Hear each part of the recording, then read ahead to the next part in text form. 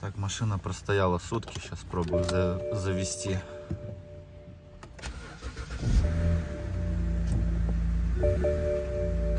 Так, ну вот и звук.